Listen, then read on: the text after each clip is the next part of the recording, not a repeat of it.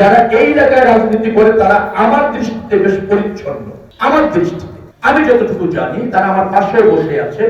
যদি কোনো দুর্বৃত্তার থাকে তার শক্ত হাতে দমন করা হবে। বিএনপির নামে সেবক হওয়া ছাড়া কোন মানুষের যাপিত জীবনের চাপ, অনৈতিক সুবিধা, রাজনৈতিক প্রভাব, ধরেন কর্তৃত্ববাদী আচরণ অথবা ধরেন দাম্ভিক যেটাকে বলা হয় পদালোচনা চলবে না, চলতে দেওয়া হবে না।